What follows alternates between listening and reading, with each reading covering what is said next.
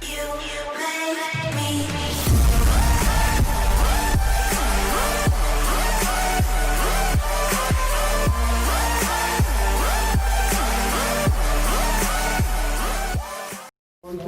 avez des besoins particuliers.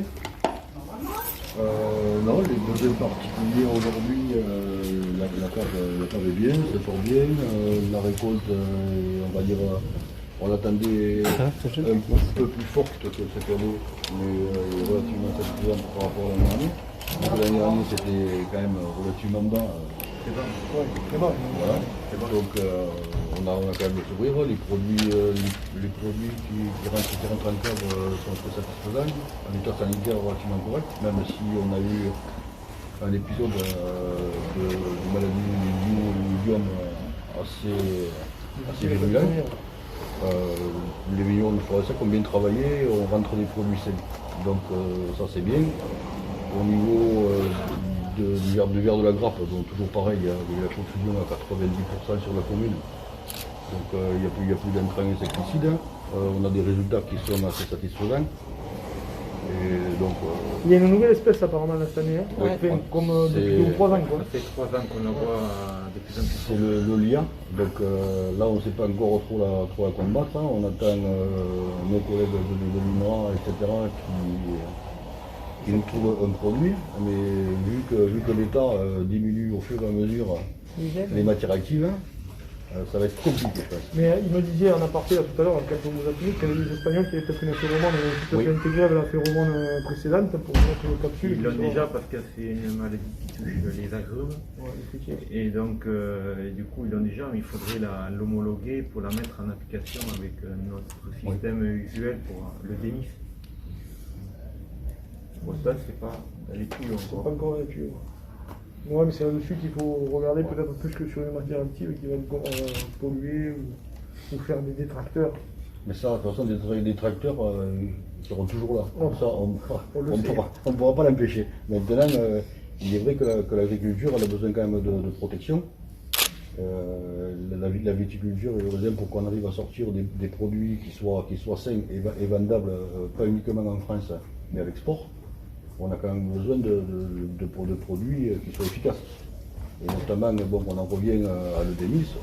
Aujourd'hui, on arrive à faire le tour de la confusion sans aucun souci. On n'a pas de problème, on n'a pas besoin d'identifier.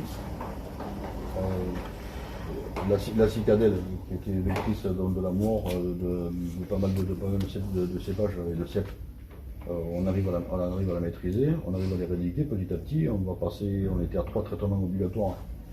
Avec les comptages, je pense que l'an prochain, on arrivera à passer à 2, donc on en enlèvera un de plus. C'est bien. Mais ça, c'est parce que ça a été... Quand on en enlève un sur 3, c'est 30% quand même. C'est déjà pas mal. Mais bon, mais de toute façon, notre but, c'est toujours pareil. Hein. C'est pas de polluer la planète, puisqu'on n'est pas des bandits. Et puis, ce qui fait aussi, c'est que l'adhérent, lui, économise de l'argent. Il y a un traitement de moins, c'est un passage de moins, c'est du gasoil, c'est l'usure de moins, c'est la fatigue de moins, et c'est de la pollution en moins. Et c'est un bénéfice en plus. Bien sûr. Ouais, bien sûr. Non, mais je comprends que vous ne traitez pas par plaisir. Hein. Ah non. Franchement, non. Cette année, ça a été compliqué avec le milieu. Quand on part une année comme l'année dernière, sur une moyenne de 5 traitements, cette année, on est à 8, 9. Donc, au niveau bilan carbone, c'est parce qu'on fait de mieux. Quoi. Ouais, et puis même bilan financier. Voilà. C'est aussi. Très compliqué, les bio c'est encore plus compliqué. Hein. On a les conversions bio à 50 hectares en conversion. Ouais. Pour travailler des vignes en bio cette année, c'est vraiment assez complexe. Hein. Elles sont jolies, elles sont magnifiques, mais derrière, il a passé une semaine, il est sorti 3 fois pour traiter au printemps. Donc c'est vraiment très complexe à gérer. Il faut s'y tenir, mais derrière, le bilan carbone en bio, il est pas terrible, quoi, hein, parce que c'est beaucoup de sorties en tracteur pour le travail des sols, pour tout ce qui est traitement qui sont lessivés à chaque fois qu'il pleut. Et vu qu'il a plu tous les 3 jours au printemps. Et c'est galère. Donc, Enfin, pour l'instant, c'est satisfaisant. La récolte est sympathique. mais le plus gros ennemi de notre région, c'est quand même le stress hydrique. Et ça, on a amené monsieur Haut du département, donc c'est Bruno Chavert. Et je t'en avais parlé à toi de la retenue collinaire. Donc où on en est un peu Bruno là au niveau de l'envahissement? de l'irrigation? Ouais. Ouais. Alors, peut-être que vous êtes plus au courant que moi. Hein. Sur la partie des travaux que BRL réalise pour Florensac et Pomerol directement à partir du canal Aquadomicial, je ne connais pas véritablement, ils n'ont pas fait le détail des impacts du Covid sur les travaux par exemple. Est-ce que vous êtes... Ils ont travaillé pendant les travaux. Ils ont travaillé. Ouais. Donc du coup, ils nous ont pas dit qu'il y aurait des retards de mise en eau particuliers dans le courant de la fin de saison, voire du printemps prochain. Pour vous, je crois que c'était comme ça, hein, 2021, la mise en eau. Ça ne devrait pas changer pour ce qui concerne votre territoire, de ce qui a déjà été engagé maintenant il y a 3 ans. C'est ça, à peu près, c'est ça, ouais. 3 ans. Donc ça suit son cours normal. Sur donc 2018, en décembre 2018, on a contribué à rédiger un schéma qui s'appelle Héros Irrigation et on reparle de Florensac potentiellement comme un site potentiel, donc d'une petite retenue remplissable à partir du même maillon de BRL pour augmenter les capacités d'irrigation plus tard dans le même secteur. Voilà. Et renforcer, on va dire, la présence de l'eau sur l'ensemble du territoire.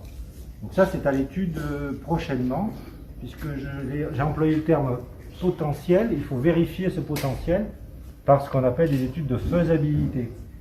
Donc c'est ce on a réfléchi, figurez-vous, assez longtemps malheureusement avec l'État, parce que on a voté le schéma en décembre 2018, je vous l'ai dit, et en mai 2019, donc l'année dernière, l'État ressortait de nouvelles procédures avec l'agence de l'eau pour fabriquer ces retenues.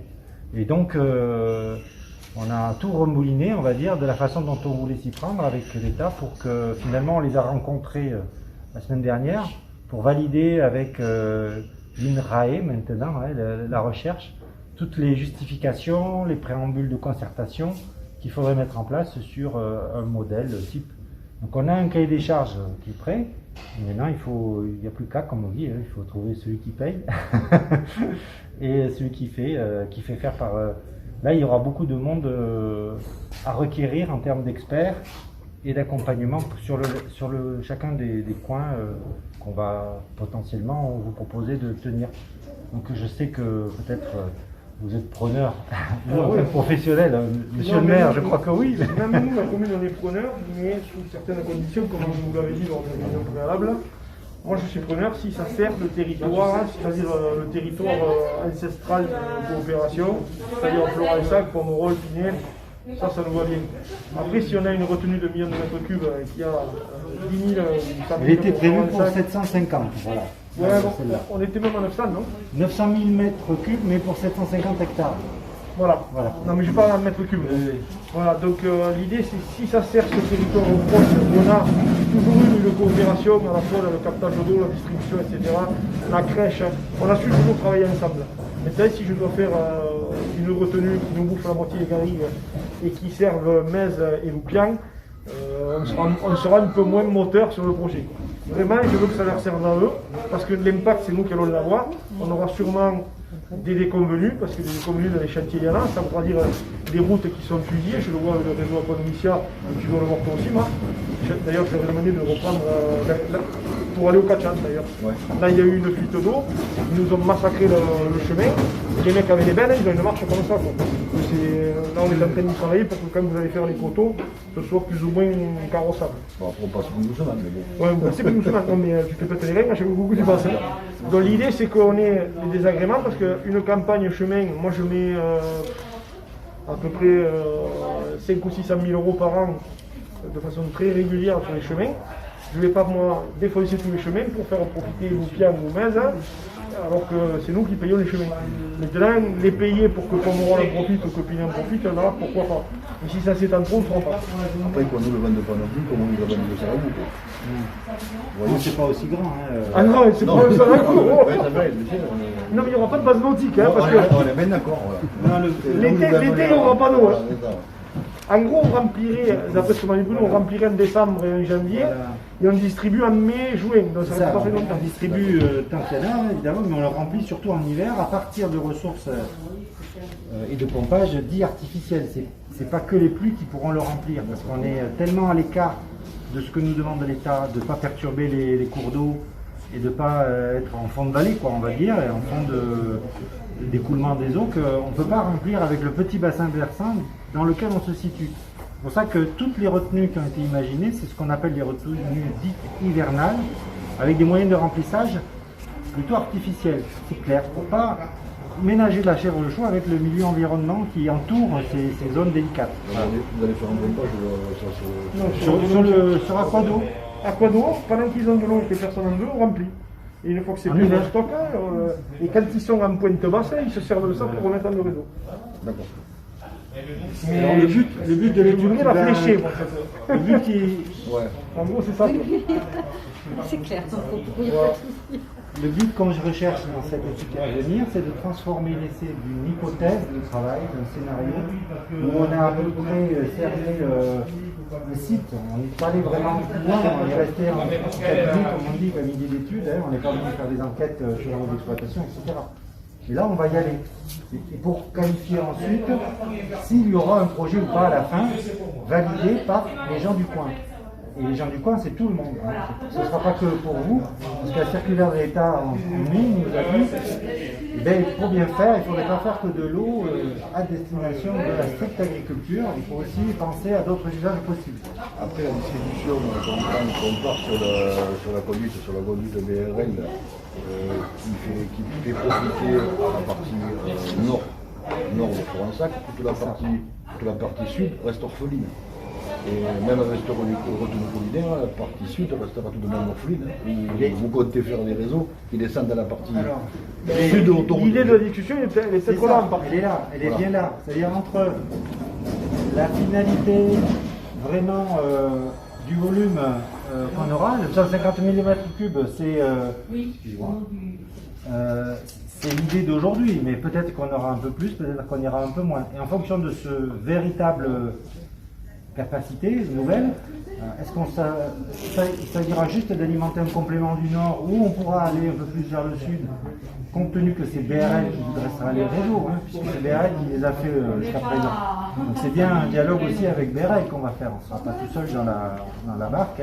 Donc on distribuera l'eau au mieux du coût que représentera l'ensemble retenu plus le nouveau réseau. Parce qu'effectivement, ce ne sera pas de l'eau aussi bon marché que pour l'instant vous avez eu avec une arrivée d'Aquadomicia parce que aujourd'hui, il parlait de... Bon, il parlait d'une usine de potabilisation à la sortie. Non, ça non. Moi, c'est ce qu'on m'a laissé sous-entendre. Donc, à Sérignan il pensait que c'était illégaux. Non, c'est sur le bassin de Thau.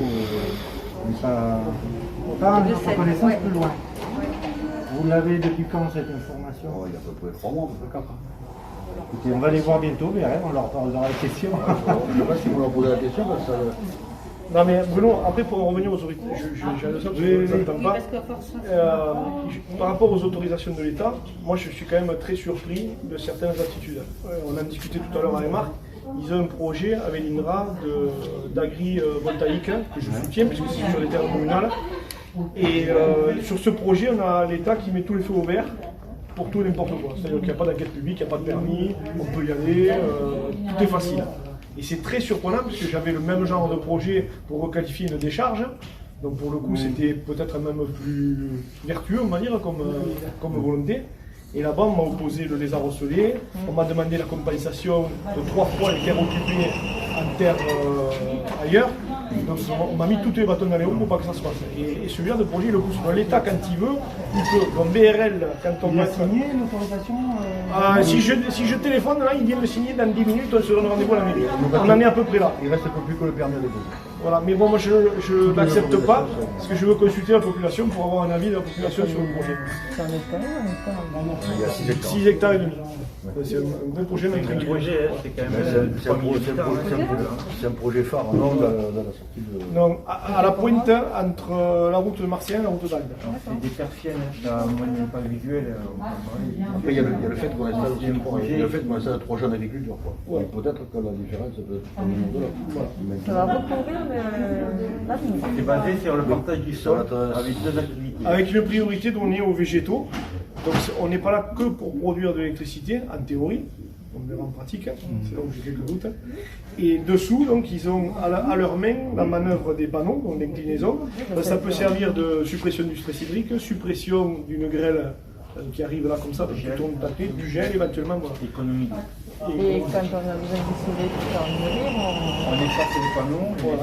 Mais c'est des panneaux à deux facettes, c'est-à-dire que peu importe dans le sens où ils s'inclinent, ils vont quand même capter les rayons du soleil et produire de l'énergie. Donc c'est pour ça que là, pareil pour BRL, moi je voudrais qu'ils me donnent, ce que j'avais dit à Myriam quand on s'était vu, je voudrais qu'ils me donnent le schéma d'irrigation qui est fait aujourd'hui sans cette retenue, et je voudrais qu'ils me donnent les capacités de demain sur le secteur qui m'intéresse moi particulièrement, après la création de cette retenue. Si on s'aperçoit qu'à Florensac, il y a Florensac et sur le petit périmètre qui m'intéresse, si on a davantage de jailles servies ou des quantités supérieures qui leur permettent d'avoir une culture plus facile et plus qualitative, on le fera. Si ce n'est pas le cas, on y réfléchira trois fois. Les enjeux, je vous fais juste un petit topo des dernières déclarations de récolte. À 650 hectares à peu près, la cave. 39 000 hectos en 2017, la plus historique de cette cave. L'année d'après, on fait 59 000 avec les mêmes surfaces, grande récolte. L'année dernière, on fait 42 000 hectos. Et cette année, on ne sait pas. Pour l'instant, on va voir, mais ça me paraît être intermédiaire.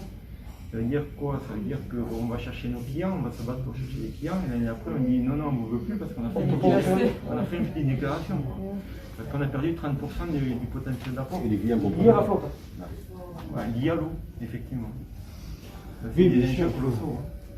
On ne dit pas qu'il faut faire de grosses déclarations de récolte, mais il faut arriver à à lisser nos récoltes pour derrière aller chercher de la valorisation, de la valeur pour les adhérents, pour les viticulteurs.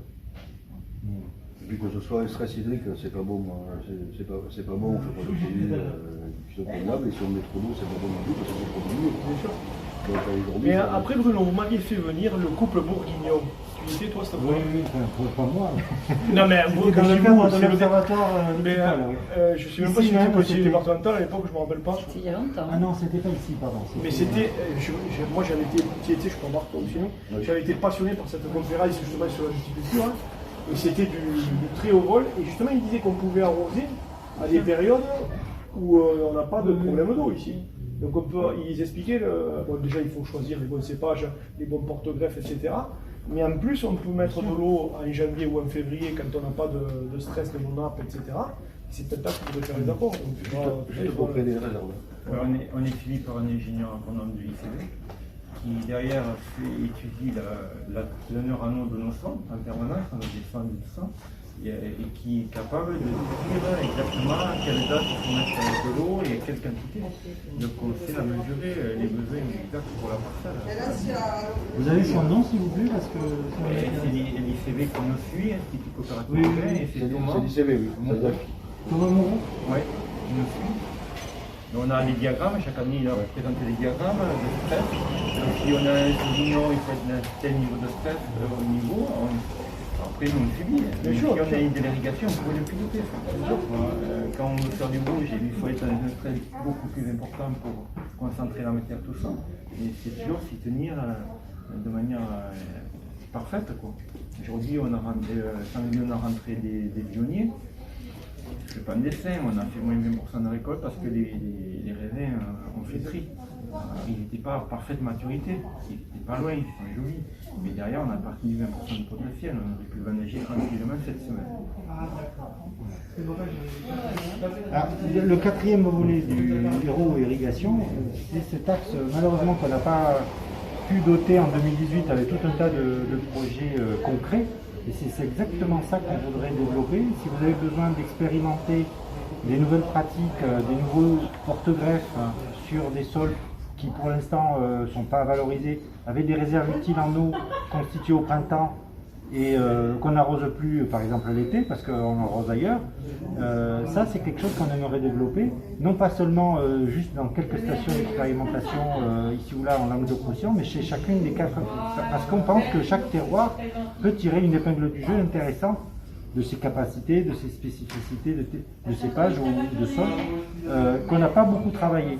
Aujourd'hui, on travaille beaucoup les cépages côté pesticides, hein, on fait des expérimentations sur les feuilles, on va dire, hein, le greffon, mais ce qu'il y a dans le sol et les capacités de retenir l'eau et de faire absorber les plantes au mieux l'eau, ça reste quand même un peu à explorer, vu que finalement, on n'utilise que, m'a-t-on dit à l'ICL, justement, 4 porte-greffes majoritairement dans tout le Languedoc, alors qu'il y en a des dizaines possibles, avec des greffons, des dizaines aussi. Donc c'est pour ça qu'il faudrait, on est preneur d'une expérimentation que vous aimeriez tenter sur des placettes particulières. C'est nous, oui. Des aides à la plantation, des choses comme ça, il faudrait voir avec des expérimentations. Nous, pour les plantations, au niveau de la coopérative, on a un plan, toujours pareil, on est accompagné par un ingénieur agronome, c'est-à-dire qu'en fait, un adhérent qui veut planter une parcelle, il va d'abord prendre rendez-vous avec un ingénieur agronome qui va aller sur la parcelle, il va faire une analyse de sol, il va regarder le cépage le plus adapté à cette parcelle, le porte-greffe le plus adapté, le cépage pour la coopérative qui a des besoins financiers derrière, des marchés derrière à pérenniser. Et après, à partir de ça, ça part sur des recommandations avec des plans, tout ça. Et on décline toute la préparation de la parcelle au niveau nutrition, préparation des sols, tout ça, jusqu'à l'achat, la commande des porte-greffes, des plans, tout ça. Donc, on est un d'accord. projet clé en main pour l'adhérent et il le sollicite énormément. Oui, chaque année, ils viennent nous voir, ils disent qu'est-ce qu'on plante et après ils prennent rendez-vous à l'ingénieur agronome et ça se fait très très bien. Ce que moi j'ai l'impression, vu de mon bureau, hein, bien d'accord que c'est peut-être pas la réalité vraie, mais on a l'impression qu'il y a un catalogue d'habitudes de porte-greffes qui peut-être n'est pas assez exploré sur toutes ses capacités possibles. Parce qu'on parle toujours des classiques, voilà. On est bien d'accord, mais ça fait partie de l'expérience. C'est-à-dire qu'aujourd'hui, on sait qu'il y a 3 porte-greffes qui fonctionnent très bien dans notre secteur, ça s'appelle Socard de 110 ou 140. Après, il faudrait éventuellement qu'on fasse des essais, mais aller demander à un viticulteur de faire des essais, faire des essais sur un cépage, mettre sur un porte-greffe. Parce qu'après, derrière, au niveau rendement, au niveau rentabilité et investissement, c'est un gage pour 30 ans. Donc, oui, il peut pas, et surtout quand on met des palissages à double téléphone, maintenant c'est plus du gobelet, quoi. Donc ça s'enlève plus comme ça. Je sais pas, il faut trouver un moyen parce qu'effectivement c'est le blocage qu'on a, on n'a pas beaucoup de projets qui sortent d'expérimentation. Est-ce qu'une simple rangée parmi d'autres pourrait être une façon de diffuser l'expérimentation, ce serait pas mal, quoi. Après sur la commune de Florensac c'est quand même un petit peu plus compliqué, c'est-à-dire qu'on n'est pas dans un schéma de coteau pur. On a une partie pleine alluvionnaire et ensuite on a une partie légèrement basaltique sur le côté ouest on a 3 terroirs, et une partie très calcaire sur la partie nord de Florensac. Donc à partir de là... Puis Bruno, l'avantage c'est la nuit, il faut se rappeler que c'est la rangée numéro 163 qui est expérimentale, il faut y penser. Je parle comme un livre encore une fois, d'accord. Mais je me mets un peu leur place quand ils sont en plein jus. Oui, mais il faut avancer sur cet aspect de résistance. Mais c'est l'INRA qui doit avancer là-dessus. Ouais, mais pas si vite que fait la chaleur, quoi. Ouais, je sais bien. Après, ce qui est vrai aujourd'hui avec certaines porte-greffes sera plus vrai peut-être dans 10 ans. Hein. Avec 3 degrés de plus, la donne elle évolue aussi. Hein. Le cépage emblématique de Florensac, c'est le Socard, parce qu'on a pas mal, on a beaucoup de veines. Mais si on continue à avoir des périodes de sécheresse comme on les a, sachant que c'est un système racinaire de surface, on va avoir de gros soucis. Ouais. Il faudrait repartir sur des systèmes racinaires plongeants qui vont chercher l'eau en profondeur, etc. Sauf si on irrigue. Ouais, mais... Voilà. À partir de là, on va se trouver un compromis de tout ça. La vérité, c'est pas qu'une chose, c'est un ensemble. C'est pareil dans les traitements, etc. Dans la gestion d'une exploitation, c'est des compromis, y compris dans le marché. Les marchés, aujourd'hui, on fait plein de choses. Hein. On ne fait pas tout du vrac, on fait conditionner, on fait de la prestation de vinification. c'est tout ça qui fait qu'on limite le risque, on le partage. C'est pareil au niveau du système d'exploitation, c'est de l'eau, c'est moins d'intrants, tout ça fait qu'on a un système écologique, cohérent et surtout qui permet d'être compétitif. Parce qu'on a la chance d'être ici. Parce que moi, autour, on a trouvé de beaucoup de vignes, le système il n'est pas très aujourd'hui sur le plan économique, il est compliqué.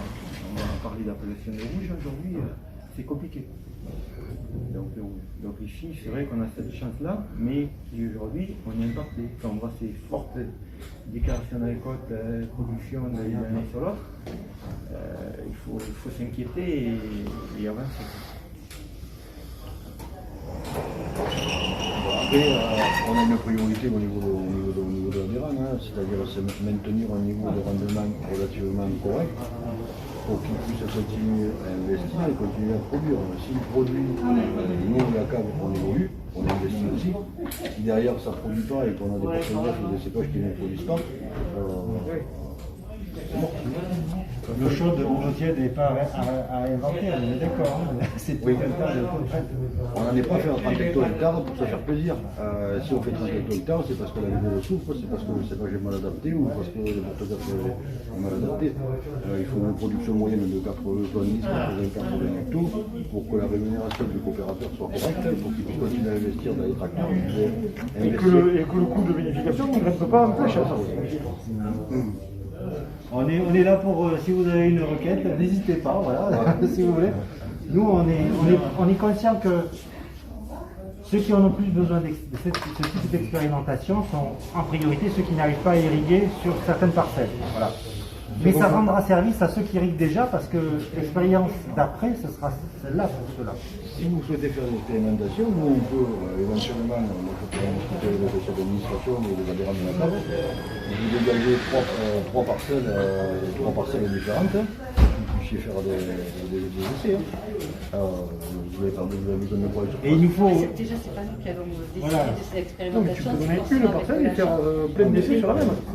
Une parcelle, si tu veux, on peut dire qu'il y a la partie pleine, la partie coteau et la partie ouverte, on va dire. Nous, on est prêts à être les cobayes. Voilà, il n'y a pas de... Ah non, franchement, il n'y a pas de souci. Après, il suffit qu'on en soit des problèmes bénéficiaires. Il y a des organismes de recherche qui s'y mettent là-dedans, si vous voulez. Bon, une partie, c'est nous qui allons les solliciter, une partie, c'est vous aussi. Pour l'instant, ils n'étaient pas trop là-dessus. Non, mais vous dites ça parce que vous visitez des caves hier qui n'ont vraiment pas de perspective en termes d'accès à l'eau. Et c'est vrai que du coup, ils orientent au niveau des syndicats sur essayer ces pages-là. Mais parce qu'ils n'ont vraiment pas de solution pour à court terme sur l'eau. Mais il faut une coordination globale. Oui, tout à fait.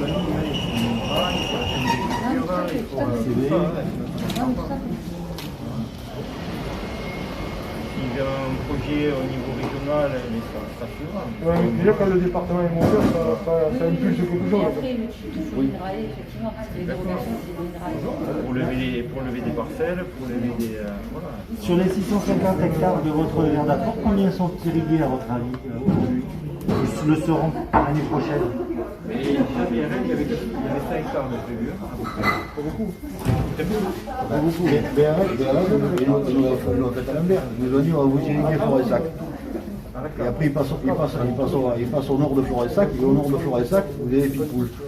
Si vous irriguez les piles-poules, vous avez le rendement qui chute. Hein. Donc la rentabilité des piles-poules est plus bonne. Donc à partir de là, vous allez irriguer quoi? Ouais. Parce qu'ils n'ont pas voulu passer sur l'autoroute, hein. Ils n'ont pas voulu. Ils nous ont laissé, comme je disais tout à l'heure, les parcelles orphelines au sud de l'autoroute. Et on n'est pas en pleine. Hein. Pas tout. La retenue est au nord aussi. Oui, mais du coup, la retenue est en nord. La retenue est Il se pose au la nord, question ouais. de basculer.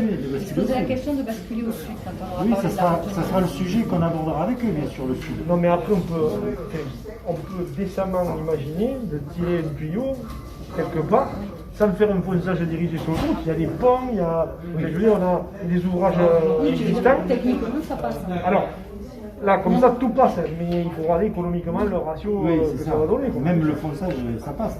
Non, le fonçage, c'est cher, on le sait. Mais c'est cher. Mais il y a des endroits où le fonçage, il est déjà fait. Parce qu'on a des ponts, on peut faire un encordellement sous un pont, et il y a mille façons de faire. Hein. Non, mais la question du sud de la commune va se poser. S'il y a une ressource supplémentaire, possible, si vous voulez. Ah ben on n'a pas compris, puisqu'on s'est retrouvé, vous allez voir Béren, vous allez voir l'eau, vous allez voir l'eau, mais en résumé, on a l'eau En 2015. sur 20% de la commune. Donc, 100 hectares sur 650 qui rentrent à la cave. voilà. Oui, oui, je vois bien. Et il y en a au moins autant qui rentrent par la cave, je suppose. Oui. Ah oui. Voilà. Le- Florensac, c'est 3500 hectares. Ça La compte le superficie de la maraîchage, commune. etc. Donc 650 pour la cave de flot, il y en a bien. Oui, mais en 2015, là où les décisions de VRL